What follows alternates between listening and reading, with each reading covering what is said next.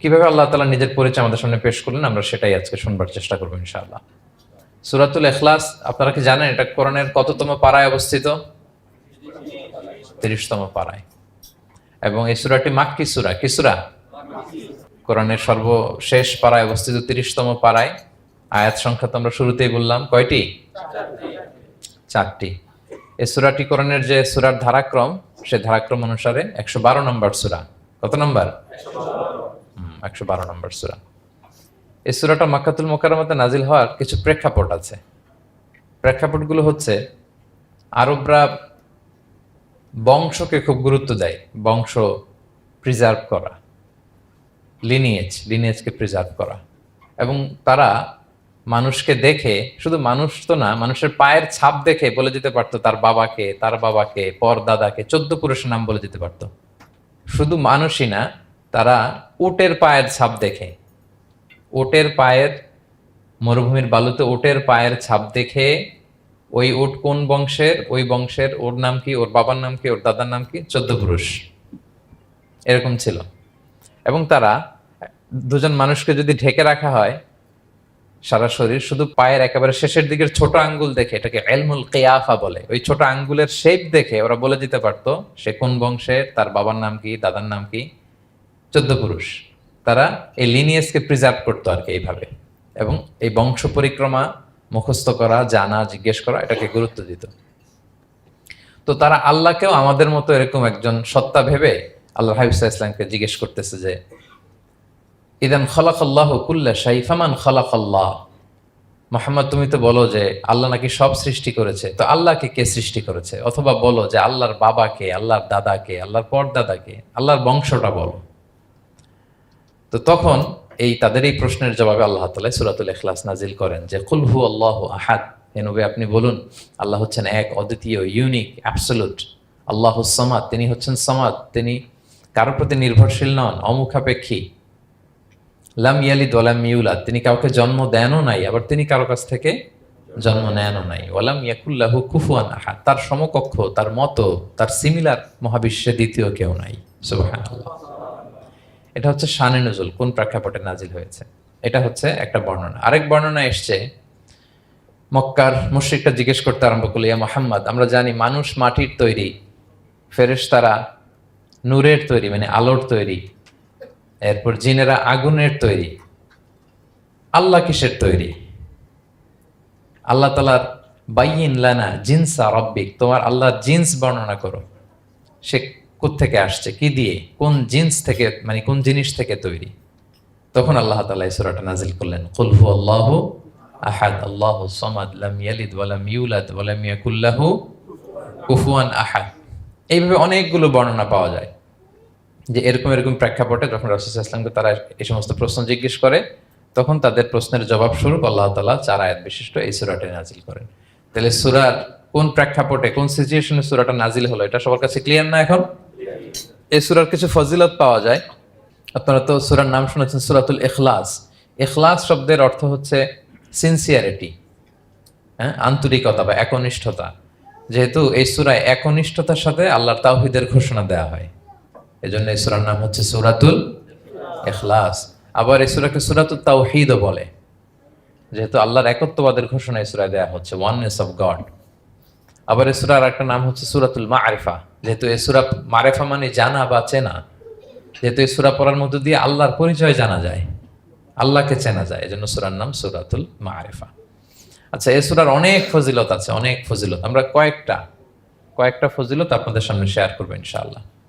এই সূরার 1 নম্বর ফজিলত হচ্ছে, রাসূল সাল্লাল্লাহু আলাইহি ওয়াসাল্লাম বিভিন্ন সুন্নাহ নামাজে, সুন্নত নামাজের দ্বিতীয় রাকাতে এই সূরাটা পড়তেন।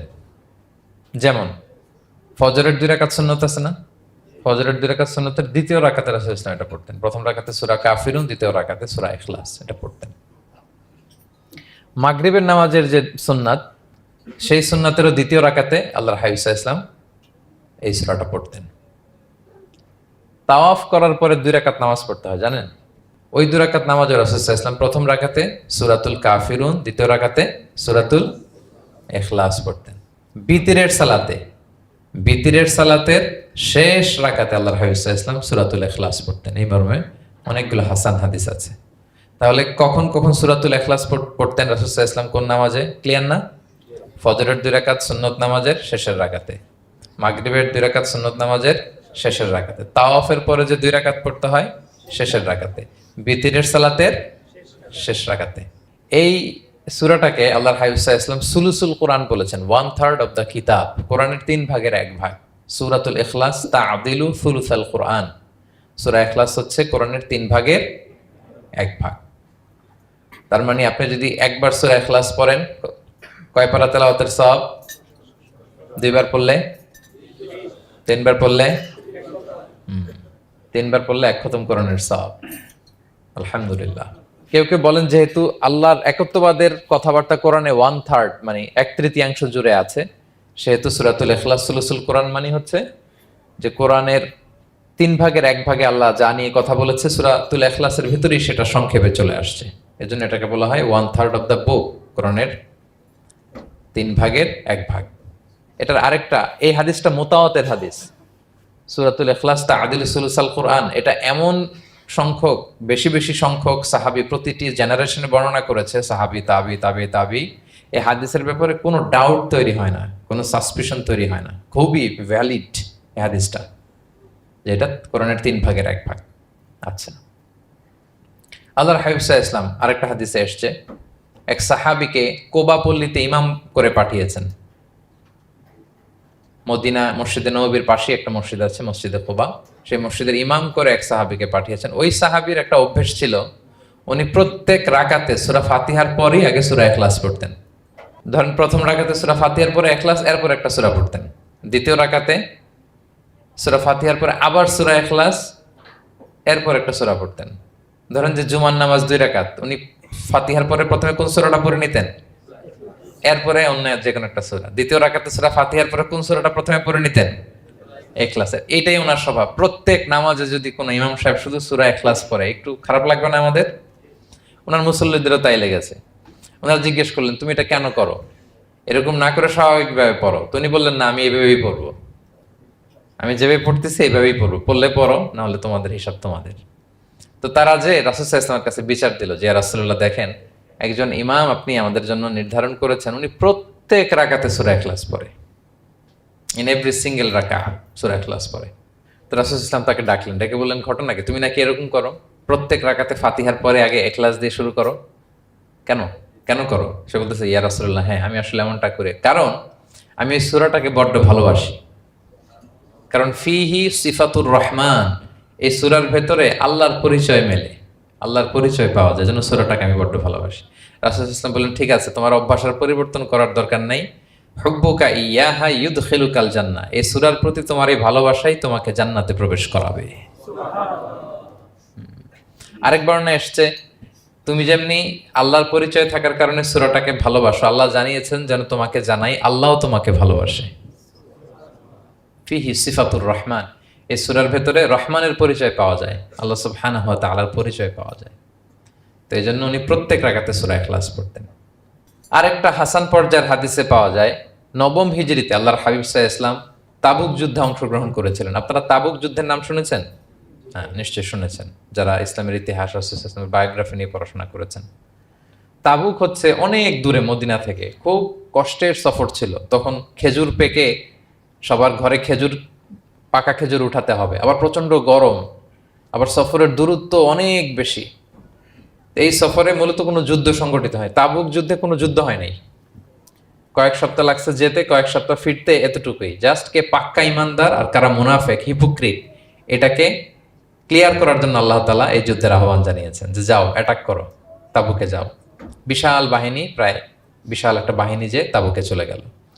রাসূল সাল্লাল্লাহু আলাইহি ওয়াসাল্লাম যখন তাবুক যুদ্ধে ছিলেন, এই অভিযানে ছিলেন, তখন মদিনায় এক সাহাবী ইন্তেকাল করেন, নাম হচ্ছে মুআবিয়া ইবনে মুআবিয়া আল মুজহানি।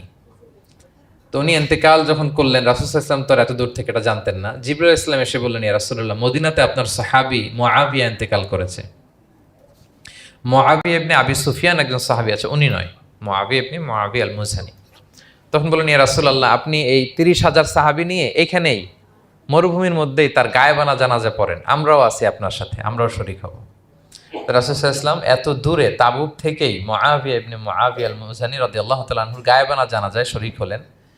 এই গায়েবানা জানাজায় সাহাবাদের সাথে ফেরেশতারাও শরীক হয়েছিলেন, দুই কাতারে, পেছনে দুই কাতার, প্রতি কাতারে 70,000 ফেরেশতা। জানাজা শেষে দোয়া শেষে আল্লাহর হাবিব সাল্লাল্লাহু আলাইহি ওয়াসাল্লাম বললেন যে, জিবরিল ঘটনা কি? মুআবিয়ার এত স্ট্যাটাস, এত মর্যাদা, কি কারণে তুমি দুই কাতারে 70,000 হলে 1,40,000 বিশাল ফেরেশতাদের বহন নিয়ে তুমি জানাজায় জয়েন করলে, কারণ কি? কি তার মর্তবা? তো জিবরাইল আলাইহিস সালাম বললেন, ইয়া রাসূলুল্লাহ, আপনার সাহাবী মুআবিয়ার বৈশিষ্ট্য ছিল তিনি কাইমান আও কাঈদান, দাঁড়িয়ে অথবা বসে, মাশিয়ান আও রাকিবান, আরোহণ অবস্থায় অথবা চলন্ত অবস্থায়, উঠতে বসতে চলতে ফিরতে সব সময় সে পড়তে থাকতো কুল হুয়াল্লাহু আহাদ আল্লাহুস সামাদ লাম ইয়ালিদ ওয়া লাম ইউলাদ ওয়া লাম ইয়াকুল লাহু কুফুয়ান আহাদ। এই সূরাটা ছিল তার ডেইলি ওজিফা, সব সময় উঠতে বসতে চলতে ফিরতে কোন সূরা পড়তো? সূরা ইখলাস পড়তো। এজন্য আল্লাহ তাআলার আদেশে আমরা 1,40,000 ফেরেশতা নিয়ে তার জানাজায় শরীক হয়েছি। সুবহানাল্লাহি ওয়া বিহামদিহি। তাহলে বুঝতে পারতেছেন এই সূরার মর্তবা কতটা পছন্দনীয় সূরা আল্লাহর কাছে। যদিও ছোট, আয়াত কয়টা? কিন্তু আল্লাহর কাছে এটার ফজিলত অনেক বেশি। প্রিয় ভাইরা, শুধু এখানেই শেষ নয়, আল্লাহর হাবিব সাল্লাল্লাহু আলাইহি ওয়াসাল্লাম সকালে, সন্ধ্যায়, ফজরের পরে, মাগরিবের পরে এবং বিছানায় ঘুমোতে যাওয়ার আগে তিনি সূরাতুল ইখলাস, সূরা ফালাক, সূরা নাস পড়ে হাতের মধ্যে ফু দিতেন, দুই হাত একসাথে মিলিয়ে এরকম ফু দিয়ে মাথা থেকে বডিতে যতটুকু সম্ভব তিনি মাসে করতেন। 3টা সূরাই শুরু হয়েছে কুল দিয়ে, এজন্য 3 সূরাকে একসাথে বলে কুল আস-সালাসা, মানে 3 কুল। এই 3 কুল তিনি ফজরের পর, মাগরিবের পর আর বিছানায় ঘুমোতে যাওয়ার আগে পরে হাতে ফু দিয়ে সারা গায়ে মেসেজ করতেন। আপনারা করেন? হ্যাঁ, অভ্যাসটা, ওজিফাটা আছে তো আপনাদের, না? করবেন এটা। এটা special protection, you will get a special protection from Allah সুবহানাহু ওয়া তাআলা। অনেকে দেখবেন ব্ল্যাক ম্যাজিক করে। ব্ল্যাক ম্যাজিক কিন্তু সত্য, ম্যাজিক করে, সেহের করে আপনাকে দুর্বল করে ফেলবে। স্বয়ং আল্লাহর হাবিব সাল্লাল্লাহু আলাইহি ওয়াসাল্লামকে সেহের করা হয়েছিল। উনি কয়েক মাস স্ত্রীদের সাথে ফিজিক্যাল ইন্টিমেসিতে যেতে পারতেন না, এত দুর্বল হয়ে গেছিলেন। লাবিদ ইবনুল আসাম নামে এক ইহুদি মিত্র, সে জাদু করেছিল রাসূল সাল্লাল্লাহু আলাইহি ওয়াসাল্লামকে। ওনার মাথার চুল চিরুনির ভেতর 11টা গিট দিয়ে সেই ব্ল্যাক ম্যাজিক করেছে। নবী সাল্লাল্লাহু আলাইহি ওয়াসাল্লাম কয়েক মাস অসুস্থ ছিলেন। পরে সূরা ফালাক নাস যখন নাজিল হয় তখন আল্লাহ তাআলা রাসূল সাল্লাল্লাহু আলাইহি ওয়াসাল্লামকে সুস্থ করে দিলেন। সাহাবীদেরকে নিয়ে এক কুয়ার নিচ থেকে, চিরুনি থেকে এই গিটগুলো খুলে খুলে রাসূল সাল্লাল্লাহু আলাইহি ওয়াসাল্লাম 11টা আয়াত তেলাওয়াত করলেন। রাসূল সাল্লাল্লাহু আলাইহি ওয়াসাল্লামকে সুস্থ করে দিল কে? আল্লাহ সুবহানাহু ওয়া তাআলা শিফা নসিব করলেন। তার মানে ব্ল্যাক ম্যাজিক সত্য, সিহির করে মানুষ। আপনার সফলতা, আপনার সাকসেস, এটা সবার ভাল লাগবে না, মনে রাখবেন। সবাই এটা পছন্দ করে না। আল আইনু হক, নজর কিন্তু সত্য, নজর সত্য, নজরের প্রভাব আছে, চোখের প্রভাব আছে। এজন্য কারো ভালো কিছু দেখলে মাশা আল্লাহ বলবেন, আল্লাহর দিকে ফিরিয়ে দিবেন ওটার কল্যাণ। কি বলবেন? একটা সুন্দর ফুটফুটে বাচ্চা দেখলে মাশা আল্লাহ, কারো সফলতা দেখলে, কারো ফার্মে গেলেন, বাগানে যেয়ে দেখলেন ফল মূল ভর্তি, কি বলবেন? মাশা আল্লাহ, বিসমিল্লাহ মাশা আল্লাহ বললে এটাতে আর ক্ষতি হয় না। অনেকে বলে যে বাবা মা মাশাআল্লাহ বলা লাগে না, বাবা মা আর নাকি মামা, এই 3 জন নাকি মাশাআল্লাহ না বললে কিছু, এটা ভুল কথা। বাবা মারা বলতে হয়। বাবাও তার ছেলের কোনো সাকসেস, ভালো কিছু দেখলে কি বলবে? মাশা আল্লাহ, তাবারাকাল্লাহ, অথবা বিসমিল্লাহ মাশা আল্লাহ, এটা আপনারা বলবেন। নজরের প্রভাব আছে। আপনি সিম্পলি দেখেন, এই যে আমি আপনাদের দিকে তাকিয়ে তাকিয়ে কথা বলছি, আমি যদি অনেকক্ষণ স্টেয়ারিং করি, কারো দিকে ভেবে তাকিয়ে থাকি, সে ভালো ফিল করবে? কেন? আমি কি তার মারছি, ধরছি, স্পর্শ করছি? কিছুই তো করলাম, শুধু আমি তার দিকে তাকিয়ে আছি। তার মানে এতেই সে অস্বস্তি ফিল করতেছে। ধরেন যে আপনি কোন একটা প্রোগ্রামে বসে আছেন, আপনার পাশে যে বসে, আপনি তার দিকে এরকম 10 মিনিট তাকায় আছেন, কোনো কথা ছাড়া শুধু তাকিয়েই রইলেন, তার কি ভাল লাগবে বলেন? সে কি কমফোর্টেবল ফিল করবে? সে ভয় পাবে, সে ভয় পাবে, অস্বস্তি ফিল। আপনি কিছুই করেন নাই, না তাকে টাচ করেছেন, না ধরেছেন, ছুঁয়েছেন, কিন্তু শুধু তাকিয়ে আছেন। দেখেন নজরের কি প্রভাব। আল্লাহ আইনু হক, নজর সত্যি। এজন্য কারো সাকসেস দেখলে আমরা সবসময় যেন মাশাআল্লাহ বলি। মাশাআল্লাহ ঠোঁটের সাথে মিলিয়ে রাখবেন। ভালো দেখলে কি বলবেন? মাশাআল্লাহ, মাশাআল্লাহ, বিসমিল্লাহ মাশাআল্লাহ, মাশাআল্লাহ, তাবারাকাল্লাহ, এটা বলবেন। তাহলে আল্লাহর হাবিব সাল্লাল্লাহু আলাইহি ওয়াসাল্লামকেও সেহের করা হয়েছিল। এজন্য এই সেহের থেকে, ব্ল্যাক ম্যাজিক থেকে, আইন মানে জেলাসি, মানুষের নজর দিয়ে যে হিংসা করে, এই জেলাসি থেকে, মিন শাররি হাসিদিন ইদা হাসাদ, হাসাদ থেকে, মিন কুল্লি মাকরুহিন ওয়া শুরুর, এসব ক্যালামিটি, ডিজাস্টার, এগুলো থেকে পানা হিসেবে আপনি এই ওয়াজিফাটা করবেন। 3 কুল, কুল আস-সালাসা, 3 কুল। আমার সাথে সাথে বলেন, কয় কুল? 3 কুল। কি কি? সূরাতুল ইখলাস, সূরা ফালাক, সূরা নাস। এই 3টা পড়ে ফজরের পর, মাগরিবের পর আর ঘুমোতে যাওয়ার আগে হাত দুইটাকে একসাথে করে পরে লম্বা একটা ফু দিয়ে মাথা থেকে মাসাজ করবেন সারা গায়ে। পারা যাবে ইনশাআল্লাহ বিইذنিল্লাহ। এবং আম্মা জান আয়েশা রাদিয়াল্লাহু তাআলা আনহা বলতেন, আমি যখন কখনো অসুস্থ হয়ে যেতাম, অসুস্থ হলে রাসূল সাল্লাল্লাহু আলাইহি ওয়াসাল্লামকে যে যখন কমপ্লেন করতে, ইয়া রাসূলুল্লাহ আমি তো অসুস্থ, রাসূল সাল্লাল্লাহু আলাইহি ওয়াসাল্লাম আমাকে এই আমলটা করতে বলতেন। মানে আয়েশা, তুমি সূরাতুল ইখলাস, সূরা ফালাক, সূরা নাস পড়ে সারা গায়ে কি করো? ফু দাও। হ্যাঁ। আলী রাদিয়াল্লাহু তাআলা আনহু বর্ণনা করেন, আল্লাহর হাবিব সাল্লাল্লাহু আলাইহি ওয়াসাল্লাম একবার নামাজ পড়তেছেন, নামাজে তিনি সিজদারত অবস্থায়, ইন দ্য মিন টাইম লাদাগাতহুল আকরা, একটা বিচ্ছু রাসূল সাল্লাল্লাহু আলাইহি ওয়াসাল্লামের আঙ্গুলে কামড় দিল। বিচ্ছু, বিচ্ছুর কামড় খাইছেন? হ্যাঁ, কেমন লাগে? খুব আরাম লাগে? হ্যাঁ, খুব যন্ত্রণা হয়, অনেক যন্ত্রণা হয়। রাসূল সাল্লাল্লাহু আলাইহি ওয়াসাল্লামকে যখন কামড় দিল নামাজরত অবস্থায়, রাসূল সাল্লাল্লাহু আলাইহি ওয়াসাল্লাম খুব যন্ত্রণা পেলেন, ব্যথা পেলেন, বিচ্ছুটারে লানত করলেন। সাধারণত লানত করতেন না, তিনি বলতেন লানাতুল্লাহি আলাল আকরাব, এই বিচ্ছুর উপর লানাত, লা ইয়াদাউ নাবিয়্যান ওয়ালা গায়রা, এই বিচ্ছু নবীও চিনে না, মানুষও চিনে না। মানে কোথায় কামড় দিতে হবে এটাও বুঝতেছে না। শুধু নবী না, সব নবীদের নবী, ওনারা কামড় দিয়ে ফেলছে। তাই আল্লাহর পক্ষ থেকে পরীক্ষা ছিল, কেয়ার করা। উনি ভর্ৎসনা করলেন, লানত করে বললেন, নবীও চিনস না, মানুষও চিনস না, কামড় দিয়ে খুব কষ্ট পাচ্ছেন তিনি। তো আল্লাহ হাবিব সাল্লাল্লাহু আলাইহি ওয়াসাল্লাম বললেন, যাও গরম পানি আর লবণ নিয়ে আসো, এনে এটার মধ্যে ঢালো। তো ঢালতে আরম্ভ করলো। লবণ কিন্তু খুবই ব্যথানাশক, pain killer, natural pain killer. এটার মধ্যে সোডিয়াম ক্লোরাইড আছে, তো এটা গরম করে লবণ মিশিয়ে দিলে যে কোনো ব্যথা ট্যাথা সাথে সাথে ভালো হয়ে যায়।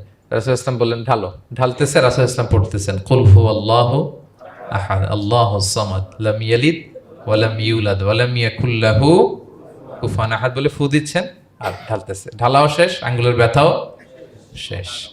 তাহলে রাসূল সাল্লাল্লাহু আলাইহি ওয়াসাল্লামের একটা চিকিৎসা পদ্ধতি আপনারা জানলেন, তিব্বে নাবাবী, যে সাপ বিচ্ছু কিছু ধ্বংসন করলে ওখানে কুসুম ওয়ার্ম ওয়াটার, লবণ দিয়ে ওয়ার্ম ওয়াটার করে সেখানে ঢালতে হবে। আর কোন সূরা পড়তে হবে? কুল হুয়াল্লাহু আহাদ আল্লাহুস সামাদ লাম ইয়ালিদ ওয়া লাম ইউলাদ ওয়া লাম ইয়াকুল লাহু কুফুয়ান আহাদ, এটা পড়তে হবে।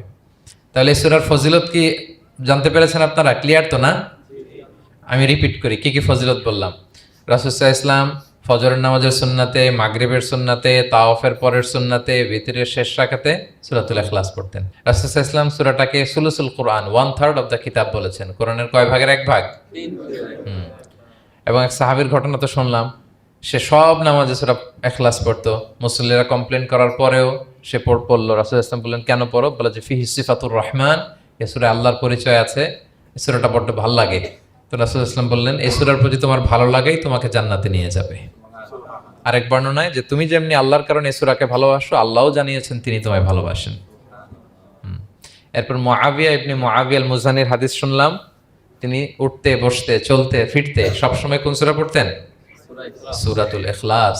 ফলে আকাশ থেকে 1,40,000 ফেরেশতা এসে 2 কাতারে 70,000 করে ওনার গায়েবানা জানাজায় অংশগ্রহণ করেছেন। এবার বলেন, এটাকে আপনারা কি ওয়াজিফা বানাবেন? হ্যাঁ, বানাবেন ডেইলি ওয়াজিফা? মেক ইট ইউর ডেইলি ওয়াজিফা। রিসাইট সূরাতুল ইখলাস every day, specially in the morning and evening. তাহলে সূরার ইন্ট্রোডাক্টরি ডিসকাশন শেষ, নাজিলের প্রেক্ষাপট শেষ, ফজিলত শেষ। এবার আমরা সূরায় ঢুকে যাই। কি বলেন? আউযু বিল্লাহি মিনাশ শাইতানির রাজীম, বিসমিল্লাহির রহমানির রহিম। বিতাড়িত শয়তান থেকে আল্লাহর কাছে পানাহ চাই, পরম করুণাময় অসীম দয়ালু আল্লাহর নামে শুরু করছি। আল্লাহ বলছেন, কুল হুয়াল্লাহু আহাদ। হে নবী আপনি বলুন। ওই যে বারবার প্রশ্ন করে, বাইয়িন লানা জিনসা রাব্বিক, তোমার আল্লাহ কি দিয়ে তৈরি? আল্লাহ কি স্বর্ণের তৈরি, না রূপার তৈরি, না কাঠের তৈরি? এইভাবেই লিটারালি বলতেছে, আহুয়া মিন যাহাব আও ফিদ্দা আও মিন খাশাব। মুহাম্মদ, তোমার আল্লাহ কি স্বর্ণের, না রূপার, না কাঠের? আল্লাহ বলেন, নবী আপনি এটা বলেন। কুল, নবী আপনি বলুন, হুয়াল্লাহু আহাদ, আল্লাহ হচ্ছে এক। তোমরা যেরকম আল্লাহকে ভাবো, আল্লাহ আসলে ওই রকম নয়। আল্লাহর সত্তাটা আমাদের মতো নয়, সৃষ্টিগত সত্তার মতো নয়। আমরা এটাতে প্রায় ভুল করে ফেলি। অনেকে এমন এমন প্রশ্ন করি আল্লাহর সাথে, মনে হয় যেন আল্লাহ আমার একেবারে, আমরা নিজেরা যেরকম ওইরকম। কিন্তু স্রষ্টা যে সৃষ্টি জগতের অনেক ঊর্ধ্বে, এটা আমরা বুঝি না। তিনি সময়ের ঊর্ধ্বে, তিনি স্থানের ঊর্ধ্বে, তিনি কালের ঊর্ধ্বে, সবকিছুর ঊর্ধ্বে। যেমন আমাদের 3টা কাল আছে, হ্যাঁ, অতীত, তারপর বর্তমান, যেটাকে ধরা যায় না, প্রতি সেকেন্ডে, ন্যানো সেকেন্ডে এটা অতীত হয়ে যাচ্ছে, আর যেটা সামনে ঘটবে এটা কি ফিউচার, ভবিষ্যৎ। তা আল্লাহরও কি এরকম অতীত বর্তমান ভবিষ্যৎ আছে? সময়টা আমাদের জন্য, উনি তো সময়ের স্রষ্টা, ওনার সাথে আপনি সময় সেট করতে পারবেন না, উনি সময়ের ঊর্ধ্বে। ফলে উনি এই ইবলিস যে আদেশ ভঙ্গ করা, আদম আলাইসাল্লাম এবং হাওয়া আলাইসাল্লাম পৃথিবীতে আসা, নূহ, দাউদ, হুদ, সালেহ থেকে শুরু করে এই একের পর এক নবী, শেষ নবী, বর্তমান সময়, ভবিষ্যৎ, দাজ্জাল, কিয়ামত, সব তিনি অ্যাট এ গ্ল্যান্সে দেখেন, একবারে ওনার চোখের সামনে। আমাদের মতো অতীত বর্তমান ভবিষ্যৎ ওনার নাই। আমরা যেমনি ভাব প্রকাশের জন্য ভাষা লাগে, এই যে আমি বাংলায় কথা বলতেছি আপনারা বুঝতেছেন, হ্যাঁ, মালাইরা যারা মালাইতে কথা বলে, ইংলিশরা ইংরেজিতে কথা, চাইনিজে কথা বলে, ভাষা, উনি ভাষার স্রষ্টা, ফলে ওনার ভাষাও লাগে না। কিন্তু উনি বোঝানোর জন্য একটা ভাষা ইউজ করে আমাদের জন্য সহজ করে দিয়েছেন। একটা ভাষায় না বললে তো আমরা বুঝবো না, ফলে উনি আরবি ভাষায় কোরআনটাকে নাজিল করেছেন যাতে আমরা বুঝি। কিন্তু উনি ভাষার মুখাপেক্ষী না, ওনাকে সময়, কাল, ভাষা কোনো কিছু দিয়ে বাধা যায় না, উনি সব কিছুর ঊর্ধ্বে, সব কিছুর ঊর্ধ্বে। এবং আল্লাহ কোথায় আছেন আমরা বলি যে আরশের উপরে আছেন, সেখানে ওই এরিয়াটা হচ্ছে লা জামান লা মাকান, ওখানে সময়, তারপর কাল, এগুলো ওখানে যায় না। আল্লাহর সাথে এই প্রশ্নগুলো একেবারেই অবান্তর। ফলে আমরা যে প্রশ্নগুলো হুট করে না বোঝার কারণে করে ফেলি, যেহেতু আমাদের খুব সীমিত জ্ঞান, ফলে আমরা সৃষ্টির সাথে স্রষ্টাকে গুলিয়ে ফেলি। কিন্তু উনি কিন্তু আমাদের মতো নন। এজন্য আল্লাহ বলেন যে আমাকে জিজ্ঞেস করে যে আমি লোহার তৈরি না স্বর্ণের তৈরি না রূপার তৈরি নাকি পাথরের তৈরি বা কাঠের তৈরি, তুমি বলো কুল হুয়াল্লাহু আহাদ, হে নবী আপনি বলুন আমি হচ্ছি এক, একক, অদ্বিতীয়। আরবিতে এক এক বলতে আরবিতে ওয়াহেদ শব্দ ব্যবহার করে, আহাদ ব্যবহার করা হয় না। ব্যক্তির গুণ হিসেবে কখনো আহাদ ব্যবহার করা হয় না। এটা কেবলমাত্র শুধুমাত্র একমাত্র আল্লাহ তাআলার জন্য ব্যবহার করা হয়, তিনি আহাদ। আহাদ কারণ ওয়াহেদ শব্দের ওয়াহেদাতুন হয়, মানে পুরুষবাচক হয়, স্ত্রীবাচক হয়, কিন্তু আহাদের আর কিছু হয় না, আহাদ আহাদি। আল্লাহ শব্দটাই এরকম, আল্লাহ শব্দটাই এরকম। যেমন ঈশ্বরের ঈশ্বরী হয়, ভগবানের ভগবতী হয়, গডের গডেস হয়। আল্লাহর এরকম স্ত্রীবাচক কিছু আছে? কিছু নাই। আল্লাহ বলেন ইন্নানি আনাল্লাহু লা ইলাহা ইল্লা আনা ফা'বুদনি ওয়া আকিমিস সালাতা লিযিকরি, নিশ্চয় আমি আল্লাহ। মুসা আলাইহিস সালামকে প্রথম যে প্রত্যাদেশ রেভেলেশন দিয়েছিলেন মুকাদ্দাসে তুয়ার পাশে, তুর পাহাড়ের পাদদেশে, ওখানে প্রথম মুসা আলাইহিস সালাম আল্লাহর সাউন্ড তখন তিনি শুনেছিলেন। এবং আল্লাহর সাউন্ডটাও আমাদের সাউন্ডের মতো নয়। যেমন আমি এদিক থেকে কথা বললে আপনি এই পাশ থেকে শুনবেন, এদিক থেকে কথা বললে, এদিক থেকে আমাকে ডাক দিলে এদিকে, তার মানে আমি দিকের সাথে সম্পৃক্ত। আল্লাহর এটা এরকম না। মুসা আলাইহিস সালাম তিনি যখন আল্লাহর কথা শুনলেন, তিনি বললেন যে একটা সাউন্ড শুনলাম, এটা 4 দিক থেকে শোনা যায়, 4 দিক থেকে শোনা যায়। এবং তিনি ওনার প্রেগনেন্ট স্ত্রীকে নিয়ে মাদিয়ান ক্রস করে ইজিপ্টের বর্ডারে ঢুকবেন। ইন দ্য মিন টাইম আল্লাহ তাআলা ওই সময়টাকে চুজ করেছেন যে তাকে এখন নবী বানাবো, তাকে রেভেলেশন দিব। তো তিনি দেখলেন যে ইন্নী আনাস্তু নারান, আমি ওই যে লাআল্লি আতিকুম মিনহা বিকাবাসিন আও আজিদু আলান নারি হুদা, স্ত্রীকে, দাসীকে বললেন যে একটু বসো, প্রচন্ড ঠান্ডা, ওই যে আগুন দেখা যায়, মনে হয় কেউ আগুন পোহাচ্ছে, আমি একটু আগুন নিয়ে আসি মশাল দিয়ে, তোমাদের আরাম লাগবে, একটু ওয়ার্ম আপ হবে। তো আগুনের কাছে যেয়ে দেখে সামনে যত যায় আগুন তত পেছায়। এবং আগুনটা সাধারণ আগুন না, একটা গাছ থেকে আগুন বেরোচ্ছে, কিন্তু ওই গাছের পাতা জ্বলে না, ডাল জ্বলে না, কিছুই হয় না। আসলে এটা আগুন না, এটা আল্লাহর নূর।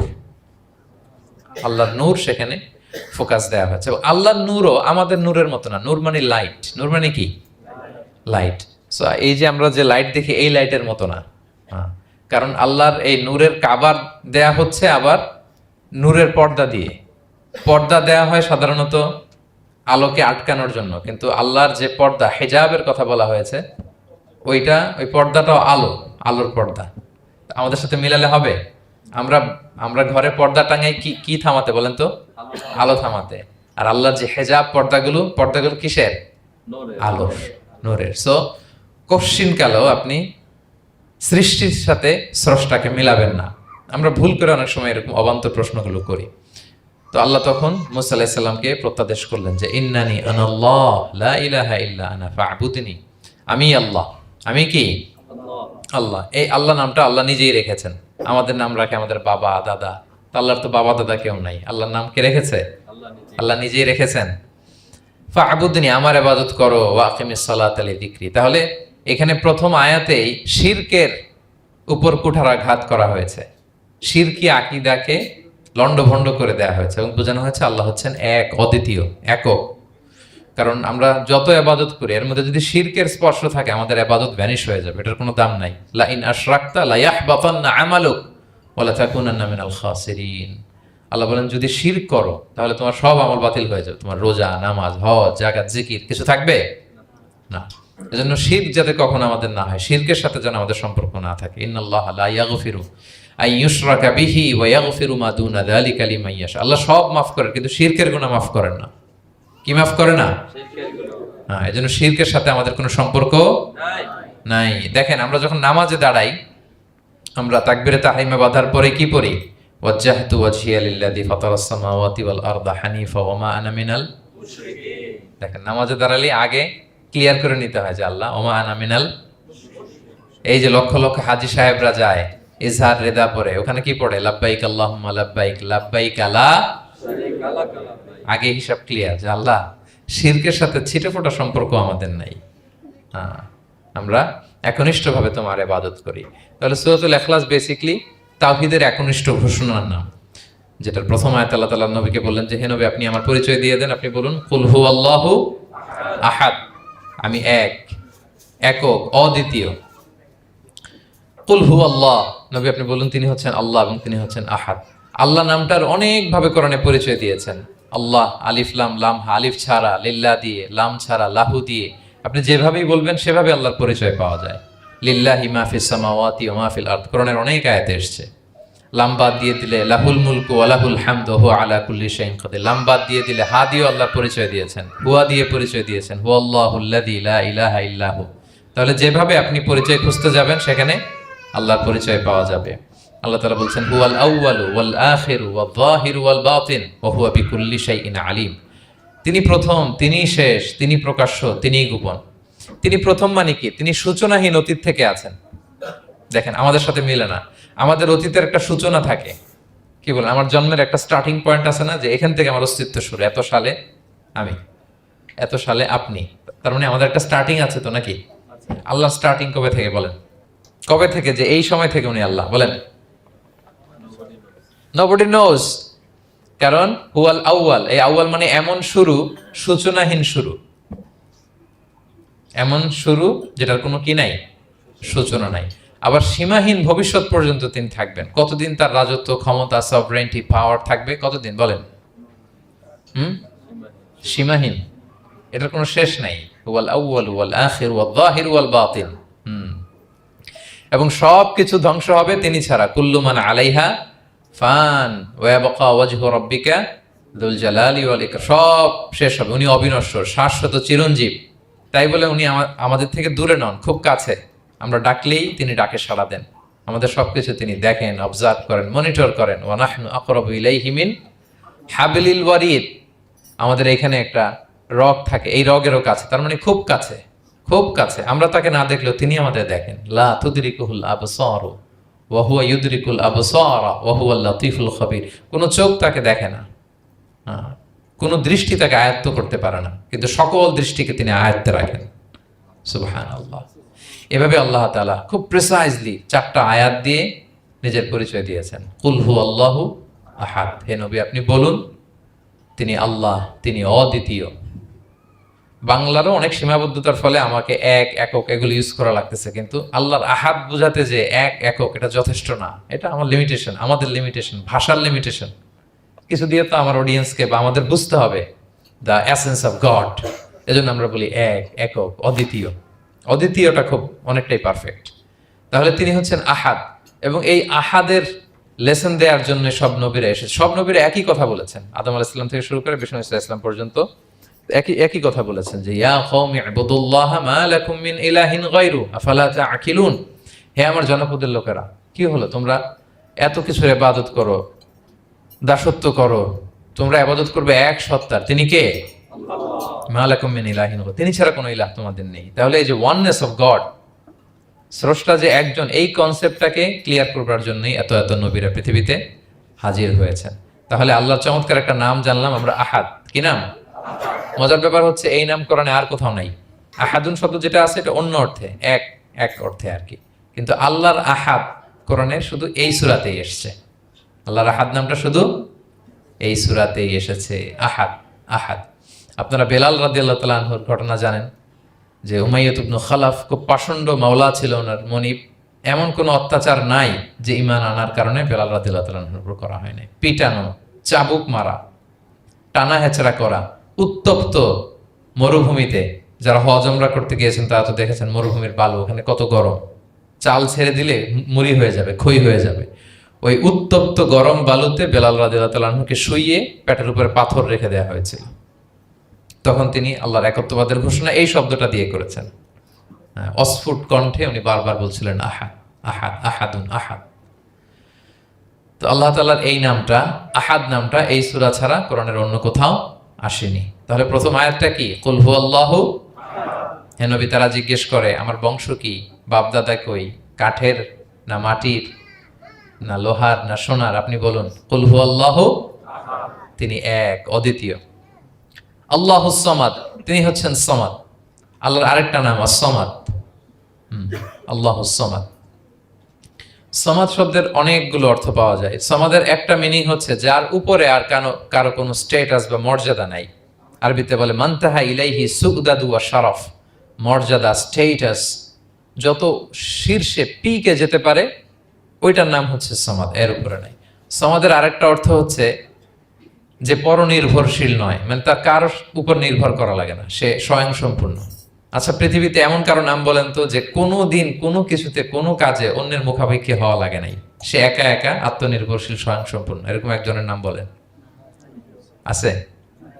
কেউ নাই। কোনো না কোনো ভাবে আপনি পাওয়ারফুল কারো কথা বলবেন, এত আরো নির্ভরশীল, এরা রাস্তা দেখায় না দিলে চলতেও পারে না, কোন দিকে যাইতে হবে এটা বলার জন্য 10 জন থাকে, এর ওয়াশরুমে নিয়ে যেতে হয় 10 জনের, এর এই সাপোর্ট ওই সাপোর্ট, এই প্রোটোকল, অনেক কিছু, এর লোক লাগে আরো বেশি। তার মানে সাহায্য ছাড়া চলতে পারে এমন কোন সত্তা পৃথিবীতে নাই। একটা সত্তা যার কারো কোনো সাহায্য লাগে না, যার কারোর প্রতি কোনো নির্ভরতা নাই, কারো কাছে ঠেকা নাই, গোটা বিশ্ব তার কাছে ঠেকা, তিনি কে? তার নাম সামাদ। তার নাম কি? আল্লাহুস সামাদ, অমুখাপেক্ষী, অ্যাবসলিউটলি ইন্ডিপেন্ডেন্ট।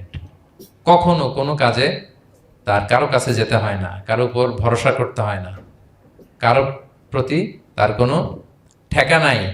সব গোটা দুনিয়া তার কাছে ঠেকা, তার কাছে ফরিয়াদ করে, তার দিকে ঝুঁকে পড়ে আসতে বাধ্য, ওই সত্তার নাম হচ্ছে সামাদ। সামাদ ক্লিয়ার সবার কাছে? আল্লাহ তাআলা বলছেন ইয়া আইয়ুহান নাসু আনতুমুল ফুকারাউ ইলাল্লাহ ওয়াল্লাহু হুয়াল গনিয়ুল হামিদ। ওহে মানুষেরা, তোমরা হচ্ছে ফকির। ফকির বিমানা মুফতাকির ইলাল্লাহ, মানে মুখাপেক্ষী কার দিকে? ফুকারা ইলাল্লাহ ওয়াল্লাহু হুয়াল গনিয়ুল হামিদ। কিন্তু আল্লাহ কারো প্রতি মুখাপেক্ষী নন। গনি, তিনি প্রাচুর্যশীল, হামিদ, সপ্রশংসিত। সবাই তার কাছে ফরিয়াদ করে, তিনি কারো কাছে ফরিয়াদ, সবাই তার কাছে চায়, তিনি কারো কাছে চাওয়া লাগে না, সবাই তার কাছে মুখাপেক্ষী, তিনি কারো প্রতি মুখাপেক্ষী। তার নাম সামাদ। তার নাম কি? তাহলে সামাদ ক্লিয়ার। হ্যাঁ, লাম ইয়ালিদ ওয়ালাম ইউলাদ। লাম ইয়ালিদ, তিনি কাউকে জন্ম দেননি। ওয়ালাম ইউলাদ, তিনি নিজেও জন্ম নেন নাই। সুবহানাল্লাহ, দেখেন কত সহজে পরিচয়, তিনি কাউরে জন্ম দেনও নাই, জন্ম নেনও নাই। সুবহানাল্লাহ, আমাদের ধর্ম যে কত সুন্দর, এক আল্লাহর দিকে আমাদেরকে রেফার করা হয়েছে। অন্যান্য ধর্মের দিকে দেখেন কি আজীব কথা। খ্রিস্ট ধর্মে বলে আদম আলাইহিস সালাম পাপ করছে, ওই পাপের কারণে আমরা সবাই নাকি পাপী, জন্মাইলেই নাকি পাপী। ইসলাম বলে আমরা জন্মগ্রহণ করি মাসুম অবস্থায়, নিষ্পাপ। কিন্তু খ্রিস্টানরা কি বলে? আমরা পাপ নিয়ে জন্মাই, ফলে খোদার ছেলের দুনিয়াতে আসা লাগছে, এসে সবার পাপ নিজের কাঁধে নিয়ে শুলে চড়ছে, এরপরে খোদার সাথে যে বসে আছে। এটা হচ্ছে খ্রিস্ট ধর্মের কথা। অন্যান্য অনেক ধর্মে দেখেন ল্যাংটা বাবার কাছে যে মাথা নোয়াতে হয়, এরকম অনেক ধর্ম দেখছেন যে লোকটার চুলে জট বাঁধা, দাড়িতে জট বাঁধা, একেবারে উলঙ্গ, তার কাছে যে সবাই এরকম হাত পাতে। দেখছেন? দেখেন না আপনারা? নাকি শুধু আমি একাই দেখলাম? দেখছেন সবাই? আছে, কিন্তু আমি ধর্মের নাম বলতেছি না, কোনো ধর্মকে ছোট করা যাবে না, কিন্তু এরকম আছে। তো দেখেন কি সমস্ত অদ্ভুত নিয়ম কানুন, আগুন নিয়ে ওইখানে দৌড়াইতে হয়, করতে হয়, কিন্তু আমাদের এক সত্তার কাছে আমরা চাই, কোনো ভায়া লাগে না, মিডিয়েটর লাগে না, মধ্যস্থতাকারী লাগে না, আল্লাহ বলে ডাকার সাথে সাথে তিনি ডাকে সাড়া দেন। লাম ইয়ালিদ ওয়া লাম ইয়াকুল লাহু, জন্ম দেনও নাই, জন্ম নেনও নাই। মুশরিকরা বলতো আল মালাইকাতু বানাতুল্লাহ, তারা বলতো ফেরেশতারা নাকি আল্লাহর মেয়ে। নাউজুবিল্লাহ। ওয়া ক্বালাতিল ইয়াহুদু উযাইরুন ইবনুল্লাহ, ইহুদিরা বলতো উযাইর আলাইহিস সালাম আল্লাহর ছেলে। ওয়া ক্বালাতিন নাসারা আল মাসীহ ইবনুল্লাহ, আর খ্রিস্টানরা বলে ঈসা মাসীহ, ঈসা আলাইহিস সালাম উনি নাকি আল্লাহর ছেলে। নাউজুবিল্লাহ। আল্লাহ সবগুলো ভ্রান্ত ধারণার কবর রচনা করেছেন এই আয়াত দিয়ে। লাম ইয়ালিদ ওয়া লাম ইউলাদ, না না, এগুলো ভুল। ক্লিয়ার কাট শুনে রাখো, কান খাড়া করে জেনে রাখো, লাম ইয়ালিদ ওয়া লাম ইউলাদ, তিনি কাউকে জন্ম দেনও নাই, তিনি কারো কাছ থেকে জন্ম নেনও নাই। ইমাম আবু বকর আল বাকিল্লানি একজন বড়, অনেক বড় একজন দার্শনিক ছিলেন এবং তর্কবাগীশ ছিলেন, ইরাকের। নাম শুনেছেন কেউ? আবু বকর আল বাকিল্লানি। তো উনি কারোর সাথে তর্ক লাগলে উনি খ্রিস্ট ধর্মের কত লোককে যে শাহাদা পড়াইছেন ওনার এই যৌক্তিক আলোচনা দিয়ে, তর্ক দিয়ে। সুবহানাল্লাহ। এক খ্রিস্টান পাদ্রী ওনারে প্রশ্ন করলো, তোমরা মুসলমানরা খুব রেসিস্ট। উনি বললেন কেন?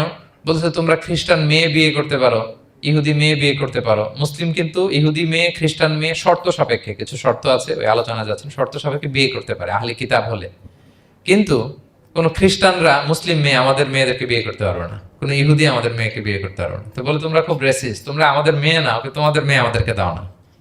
তো তিনি বলেন তোমরা তো ইহুদি, তোমাদের নবী হচ্ছে মুসা আলাইহিস সালাম, ওনাকে তো আমরা মানি, ওনার কথা তো কোরআনে আছে, এজন্য তোমাদের মেয়েকে বিয়ে করতে পারি। আর খ্রিস্টানদের নবী হচ্ছে ঈসা আলাইহিস সালাম, ওনাকেও মানি, ওনার মায়ের নামে বিশাল সূরাই আছে, সূরা মারিয়াম, আর ওনার ব্যাপারে হাজার শত শত আয়াত, তো এই জন্য তোমার খ্রিস্টানদের মেয়ে বিয়ে করতে পারি। তোমরা তো আমাদের নবী মুহাম্মদ সাল্লাল্লাহু আলাইহি ওয়াসাল্লামকে মানো না, মুহাম্মদ সাল্লাল্লাহু আলাইহি ওয়াসাল্লাম যে শেষ নবী এটা তোমরা মানো, মানার সাথে সাথে মুসলমান হয়ে যাবা, এরপর আমাদের মেয়েকেও তোমরা বিয়ে করতে পারবা। এইভাবে উনি এমন ভাবে উত্তর দিতেন, বুহিতাল্লাযী কাফার, কোনো একেবারে লাজবাব হয়ে যেত। তো ওনার নাম যখন ছড়ালো, ইরাকের মুসলিম বাদশাহ ওনাকে কনস্টান্টিনোপলে পাঠাবেন, যেখানে রোমান এম্পায়ার। তো রোমান এম্পায়ার এরাও খুব প্রস্তুতি নিয়ে আছে যে আবু বকর আল বাকিল্লানিকে ডিল করা অনেক কঠিন, সে আসতেছে, তার সাথে কিভাবে কি করা যায়। তো আপনারা জানেন যে খ্রিস্ট সমাজের নিয়ম হচ্ছে রাজার দরবারে ঢুকতে গেলে কুর্নিশ করে ঢোকা লাগে। কি করে? মাথা নত করে, এরকম নিচের দিকে করে রূপুর মতো করে এরপরে ঢোকা লাগে। তো এখন তারা প্ল্যান করতেছে যে আবু বকর বাকিল্লানি তো জীবনে আমার কুর্নিশ করবে না, এটা তো আমার জন্য অপমান হয়ে যাবে, কি করা যায়। তো রাজার এক বড় উজির সে প্ল্যান করলো, একটা কাজ করেন, রাজ দরবারে তাকে যখন ঢোকানো হবে তার জন্য একটা স্পেশাল গেট বানানো হবে, দরজাটা ফুল হবে না, হাফ হবে, অর্ধেক। তো অর্ধেক দরজা দিয়ে যখন সে ঢুকবে, সে তো বাধ্য মাথা নিচু করে ঢুকতে হবে, তাহলে রুকু হয়ে গেল, কুর্নিশ আপনাদের দেওয়া হয়ে গেল। বলে এই তো চমৎকার বুদ্ধি, ঠিক আছে একটা ছোট্ট দরজা বানাও। তো বানাইছে। উনি যখন কনস্টান্টিনোপলে পৌঁছলেন, ওনাকে নিয়ে আসালো রাজদরবার, বলতেছে এটা দিয়ে ঢুকতে হবে আমাদের, সবার ঢুকেন। তো সবাই এরকম মাথা নিচু করে ঢুকছে। উনি দেখেই বুঝছে এটা তো কৌশল করছে আমার সাথে। তো উনি মাথা নিচু করছেন, কিন্তু এমনি না, উল্টা হয়ে উনি মাথাটা পিছনে দিয়ে, বুঝতে পারছেন, উনি অ্যাবাউট টার্ন হয়ে ঢুকতে তো হবে, পিঠটারে রাজার দিকে দিয়ে, নিতম্বটাকে রাজার দিকে দিয়ে, তারপরে উনি রুকু দিছে, উল্টা রুকু। তো এক হিসেবে কুর্নিশ মানে, বরং আরো রাজাকে কি হয়েছে, ইনসাল্ট করা হয়েছে। রাজা তো রেগে মেগে আগুন, সবাই রাজা বলতেছে জানতাম ও এরকম কিছু একটা করবে। মানে এমন ভাবে উনি বুদ্ধি বের করে ওনার সাথে আর পারা যায়। কেন ওনার কথা আনলাম এই জন্য, সেখানে যেও উনি পুরো রাজ দরবারকে তাক লাগিয়ে দিলেন এইভাবে। উনি দেখেন যে কনস্টান্টিনোপলের রোমান এম্পায়ারের পাশে পোপ বসা, পোপ চেনেন তো, মানে তৎকালীন খ্রিস্টান সবচেয়ে বড় পাদ্রী। তিনি যে বলতেছে কাইফা হালুক ইয়া কাহানাতুল মা'বাদ ও কাইফাল আহল ও কাইফাল আওলাদ, যে বলতেছে আরে সম্মানিত পোপ আপনি কেমন আছেন, আপনার বউ কেমন আছে, আপনার সন্তান কেমন আছে।